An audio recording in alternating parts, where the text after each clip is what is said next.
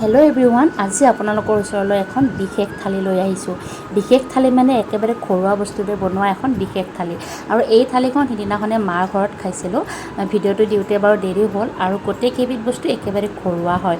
ক'লা কচু, সৰু মাছ, তাৰপিছত খাৰ, তিতা, বইল দালি, ইমান বেছি টেষ্টি আছিলে থালিখন মানে খাবলৈ। আৰু মাৰ ঘৰতো জানেই আৰু আহিও ভাল লাগে, খায়ো ভাল লাগে নহয় জানো। আৰু সিদিনাখনে আমি গোটেইবিলাক লগ হৈছিলোঁ। লগ হৈ পেলাই বোলো এনেকৈ ৰান্ধিছোঁ যেতিয়া শ্বেয়াৰ কৰিয়ে দিওঁ ভিডিঅ'টো। আৰু লগতে লোকেল কুকুৰাৰ মাংস দেখিছেনে, লোকেল কুকুৰাৰ মাংস বুলি ক'লেতো আৰু কোমোৰা লাগিবই দিয়কচোন। আৰু বনাইছিল কিন্তু ভাইটিয়ে, মই বাৰু ভিডিঅ'টো বনাইহে তাক অকণমান হেল্প কৰি দিছিলোঁ।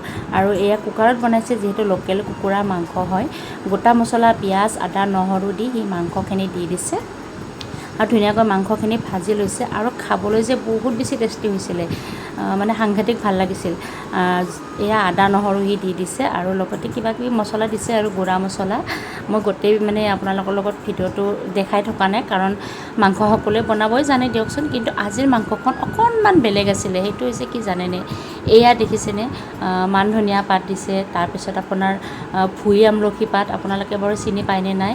আৰু এয়া মানিমুনি, তাৰপিছত লগতে আৰু এবিধ দিছিলে, সেইটো হৈছে মেজেঙা পাত। মেজেঙা পাত প্ৰথমবাৰৰ বাবে খাইছোঁ, আগতে খাই পোৱা নাছিলোঁ। আৰু সকলোবোৰ মানে এয়া ঔষধি গুণযুক্ত বস্তুৱে হয়। সকলোবোৰ দি পেলাই বনাইছিল, খাবলৈ কিন্তু সঁচাকৈ বহুত বেছিয়ে টেষ্টি হৈছিলে।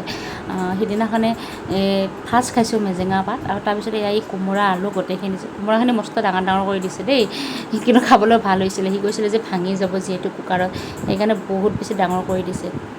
তাৰপিছত ধুনীয়াকৈ ঢাকোন মাৰি হুইচেল মাৰিব দিছে। তাৰপিছত আৰু আমাৰ মাংস ৰেডি হৈ গৈছিলে। লগতে দেখিবলৈও ধুনীয়া হৈছিলে আৰু খাবলৈও সোৱাদ হৈছিলে। তো আপোনালোকে বাৰু এনেকৈ মাংস খাই পাইছেনে, লগতে মেজেঙা পাত খাই পাইছেনে নে কমেণ্ট কৰি জনাবচোন। বহুত বেছি ভাল বোলে, কেতিয়াও খাই পোৱা নাছিলোঁ, প্ৰথম খাইছোঁ। আৰু এয়া চাওকচোন মাংসৰ কালাৰ, কোমোৰাখিনি উলিয়াই থৈ দিছে ভাঙি যাব বুলি। কালাৰ যেনেকুৱা ধুনীয়া হৈছিলে, খাবলৈও বহুত বেছি সোৱাদ হৈছিলে।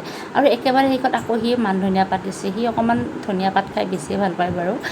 আৰু এয়া মান ধনিয়া পাত দিয়াৰ পিছত আকৌ কোমোৰাখিনি দি পেলাই সি অকণমান উতলিব দিছে, মানে গৰম মছলা দিছে। তাৰপিছত আমাৰ ৰেডি হৈ গ'ল আজিৰ থালিখনত বহুত কিবাকিবি আইটেম আছিলে। সৰু মাছ, ক'লা কচু, খাৰ, তিতা, দালি, দৈ, যিয়ে নহওক বাৰু আজিলৈ সকলোকে এৰিছোঁ। Bye bye.